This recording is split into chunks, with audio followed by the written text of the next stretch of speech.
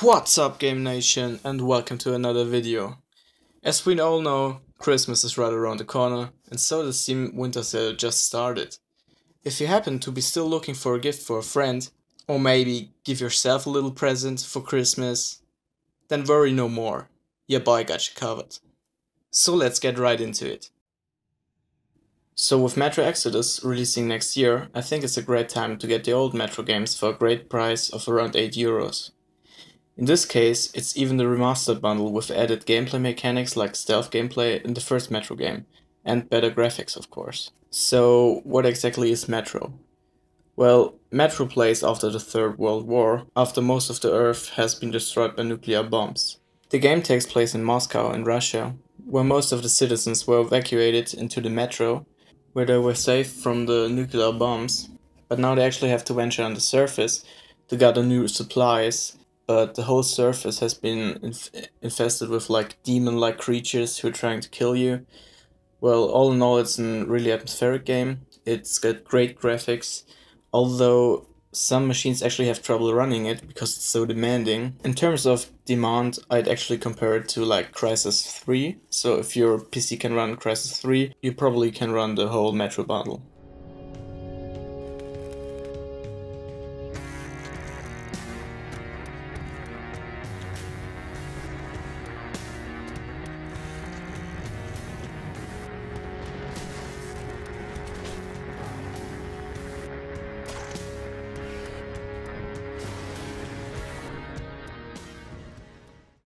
So next up we got Brothers, A Tale of Two Sons, which only costs you $3, so don't even try to reason with me.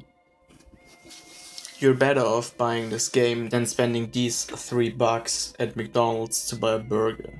So there's not much I can tell you about this game because it's, well, it's really atmospheric and it's story driven, so I don't want to take too much away from you guys, but maybe don't buy it for your 6-year-old nephew or son or daughter or something like that, because the trailer might look pretty funny and happy, but it gets a bit dark at the end, so probably better off just playing this game for yourself. It includes a few puzzles you have to solve, and I think just the story, the whole game world is really beautiful crafted, and I actually really enjoyed playing it. I'd even go so far to say it's in my top 10 of the best games I've ever played, even though it's only like 2 hours long. Please note though, you need a controller to play this game. So you can play it with a Steam controller, a PlayStation controller if you got the right software on your PC, or like an Xbox 360 controller or Xbox One controller. So yeah, I really recommend you to pick up this game. Next up on my recommendation list, I've got Assassin's Creed Rogue. You're probably wondering by now why I picked Rogue and not Origins, and that's because I think Origins is still pretty expensive at around $42, and Rogue went somewhat under the radar even though it's a great game. I think it's as good as Black Flag, but in my opinion it's even better, because this time around you actually get to see the story of the assassins in another light, because this time you're actually not playing as an assassin, but as a Templar. So it's your goal to hunt down the assassins and basically wipe out the Order. And I think the story is actually pretty interesting, and it kept me well entertained. A Templar. I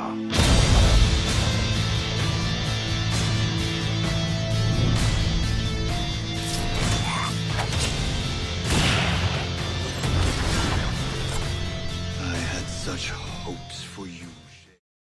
Next up, we've got Killing Floor 2. It comes at a price point of around $13. So what actually is Killing Floor 2? Well, I think the most accurate way to actually explain Killing Floor is to just say, well, it's Call of Duty Zombies, but better, because it's a standalone game. You play together with up to 4 friends, and have to face a number of waves from enemies approaching. With each wave, enemies get harder. In some of the missions you actually have to complete like small objectives, but most of the time it's just like staying alive, working together as a team to get to the final boss.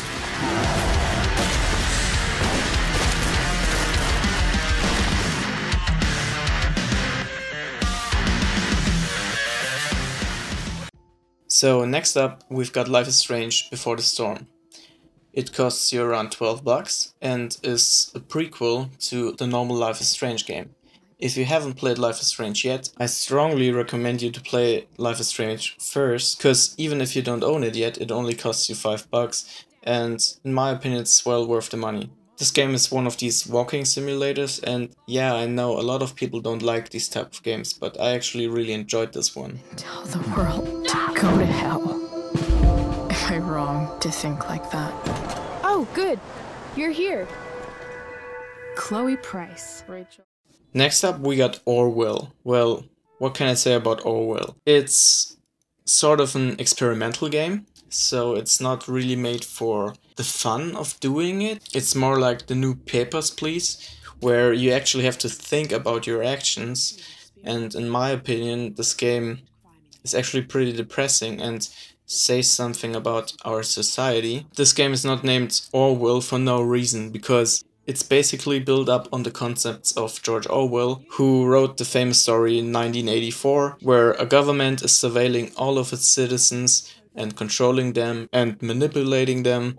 So your objective in the game is to surveil other citizens, so you're like some sort of Stasi. So it's your task to find terrorists through surveillance, so you might be going through a Facebook profile in 1 minute and might be watching surveillance camera footage in the next moment, or might be reading an email this person wrote. It's your job to tell this computer system called Orwell if this person is behaving suspicious and if he should be jailed. More or less just vanish. You know how these kinds of governments work. So I really think it's a really interesting kind of game concept, and while playing you can actually learn something. Although I actually find it to be a bit depressing, because these systems and this behavior is not something like futuristic or something you wouldn't see in real life, but this is something that's happening right now in corrupt governments, or it already might be getting slowly implemented in your country's policies. So yeah, I actually think this game is pretty scary, but still interesting and fun to play.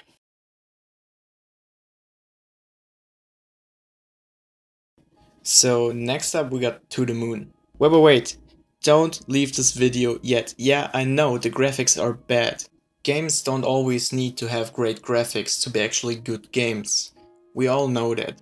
At least I hope so. So this game was actually created entirely in RPG Maker, and even though it has these pixel graphics, I think it has a really unique art style, and it really appeals to me. But the most special thing about this game is the story. You actually fulfill a dying man's wish, so it's like really melancholy, well, a little bit sad of course, but if you're into that sort of story-driven RPGs, then I'd really recommend you pick this game up, and it only costs you around $2, so what could go wrong?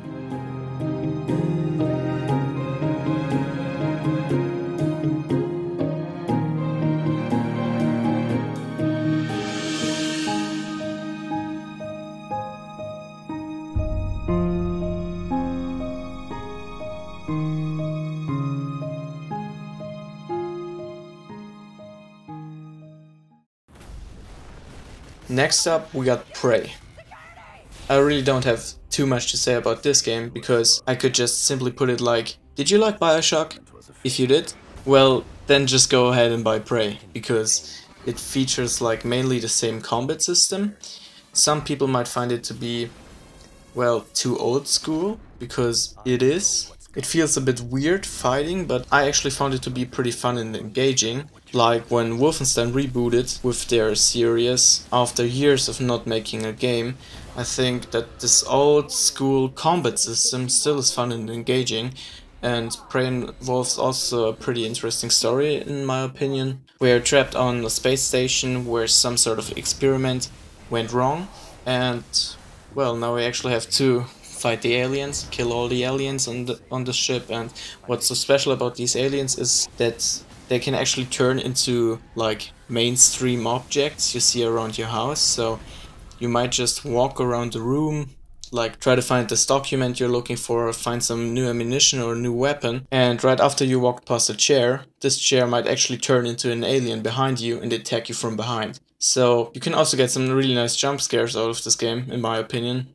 and it features some really interesting and fun guns, like the glue gun. So if you're into that sort of game, go ahead, buy it, throw your money at the screen.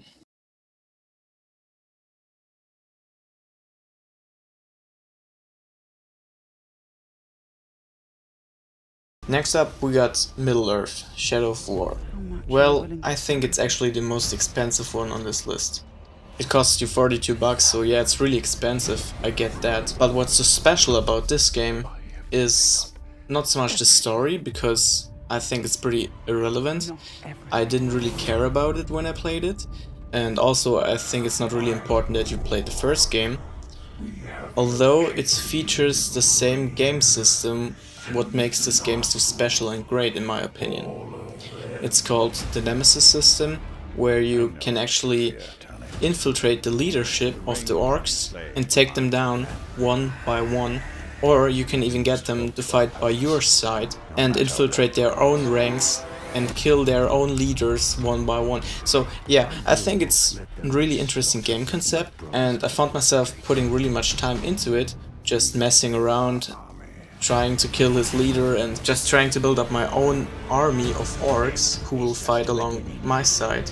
And what's new in this game is that you now can also infiltrate castles, so you can actually besiege them and attack them. You can also ride like Nazguls and stuff like that. So yeah, I think it's a really interesting concept and it's a lot of fun, but if you don't really know if you're into that kind of stuff, I'd recommend you buy the older game, which is called Middle-earth, Shadow of Mordor, because it only costs you 8 bucks. And I think you get a great feeling for why I think this game is so great. But, well, like I already said, it might not be for everyone. If you're expecting like a huge Lord of the Rings story or something like that, well, you won't get that. It's just pretty generic and boring. But the gameplay here really makes this game feel special. Our ring is not marred with his shadow. It is perfect. I strike down men corrupted by these rings.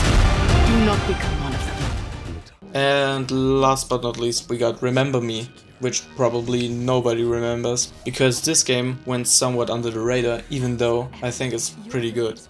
It only costs you around 5 bucks, and I think you can compare it to games like Deus Ex, because it's in this sort of cyberpunk art style, and it also features some really interesting game concepts like mind control and looking into different people's minds, and it also features some sort of thought control and stealing memories of people and manipulating them.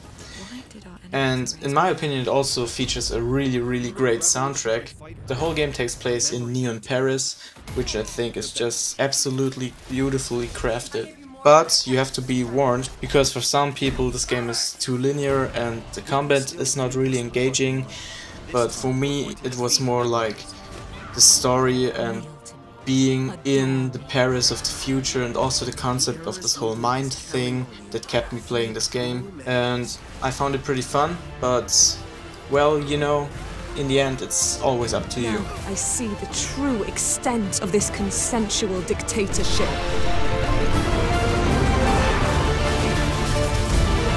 This is for everything you did to me! Thank you so much for watching this video. Did I forget about any games you would recommend to pick up in the winter sale? Well, just drop it down in the comments. I'm pumped to see which games you enjoyed and you would recommend to each other. So just drop a comment down below and I'll be sure to read them. If you disliked this video, you know what to do. But if you liked it, be sure to give me a thumbs up. It really helps me out a lot and it helps me to keep making these videos. If you're for some reason new to Game Nation, feel free to subscribe if you liked what you saw. I'll be sure to put out more content like this in the future. So, see you soon guys, and as always, game on, Game Nation.